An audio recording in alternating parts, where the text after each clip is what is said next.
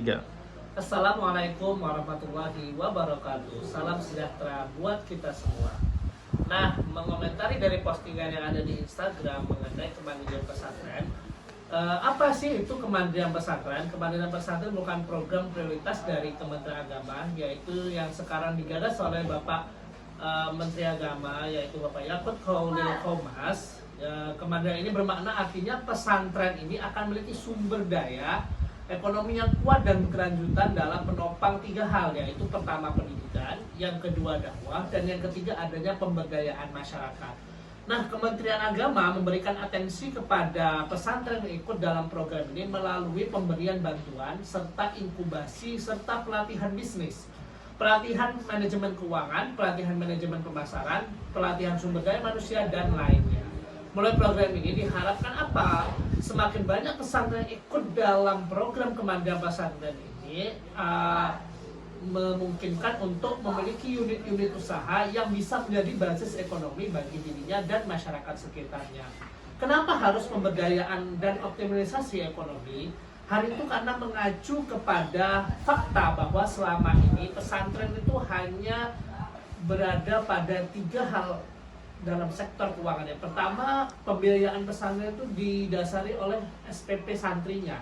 Yang kedua adalah tabungan para kiainya, dan yang ketiga adalah bantuan pemerintah serta masyarakat. Nah, jika tiga hal tersebut terus dilakukan terus-menerus tanpa adanya peningkatan jumlah pemasukan, otomatis pesantren akan stagnan atau tidak berkembang.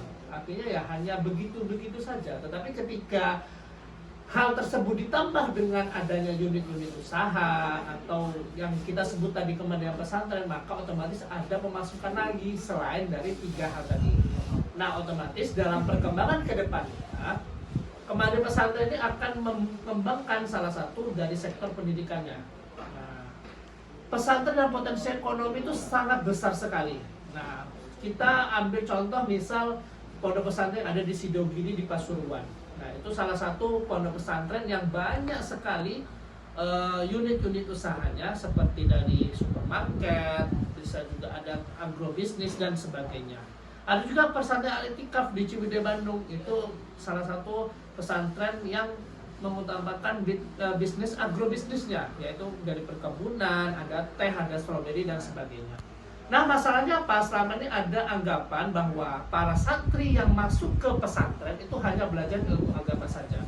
Nah, dengan adanya kemandirian pesantren ini otomatis merubah stigma masyarakat yang pertama menganggap bahwasanya pesantren hanya belajar ilmu agama saja, akan tetapi nanti akan belajar juga tentang entrepreneurship dan juga tentang bisnis serta usaha. Dan ini juga salah satu bentuk soft skill yang akan dimiliki oleh santri yang belajar di pesantren. Nah, secara khusus jumlah kategori pesantren di Indonesia cukup banyak. Kalau di dalam kemandirian pesantren itu ada beberapa klaster. Klaster pertama yang memang pesantren ini belum punya unit usaha. Yang kedua, dia punya unit usaha. Nah, akan tetapi dia belum terintegrasi. Nah, yang kedua, dia sudah punya beberapa unit usaha tapi belum terintegrasi secara maksimal. Dan yang keempat itu dia sudah punya beberapa unit usaha dan itu terintegrasi. Contohnya gimana? Contoh, misal kalau dia punya 2 unit usaha dan terintegrasi, otomatis dia punya usaha agrobisnis dan dia sudah punya yang misal supermarket. Otomatis agrobisnisnya ini akan mensuplai dari supermarketnya dan sebagainya. Ada demand and ada kebutuhan yang harus dibutuhkan oleh supermarketnya begitu. Nah, apa manfaat bagi santri dan masyarakat dalam kemandirian pesantren ini? Ada beberapa manfaat yang kita bisa lihat. Nah, khususnya bagi orang tua atau wali santri. Pertama, meningkatnya kesadaran entrepreneurship bagi santri itu sendiri. Ya, jadi pesantren yang kita kenal selama ini belajar ilmu agama saja, baca kitab kuning, yang pokoknya kajian-kajian Islam, tapi di sana juga belajar tentang ilmu-ilmu sosial, entrepreneurship, bagaimana membuka usaha dan sebagainya. Nah, hal ini dapat menjadi bekal ketika mereka lulus dari pondok pesantren, mereka punya soft skill untuk bisa membuka usaha sendiri dan sebagainya. Yang kedua, pesantren yang memiliki sumber pendanaan yang lebih mandiri di luar sumber pendanaan yang dari luar pesantren, Jika pesantren sudah mempunyai pendanaan yang mandiri, otomatis pengembangan pesantren bisa dilakukan dengan secara maksimal dan dapat dilaksanakan dengan cepat. Yang bisa kita contoh lihat pondok model Gontor begitu kan. Dia sangat banyak sekali di Indonesia dan sangat mudah untuk membuka cabang sekolah di mana-mana. Karena apa? Kemandirian pesantren sudah ada sejak lama. Nah, jadi yang perlu ditekankan bahwa goals atau tujuan dari program kemandirian pesantren ini ialah untuk bermanfaat bagi masyarakat. Selain untuk pondok pesantren, bisa juga bermanfaat untuk masyarakat. Bagaimana nanti terbukanya lapangan pekerjaan bagi masyarakat yang cukup banyak dan sebagainya.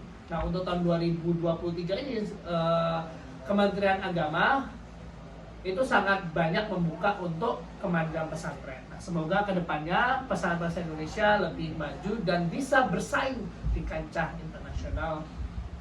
Baik, terima kasih. Wassalamualaikum warahmatullahi wabarakatuh.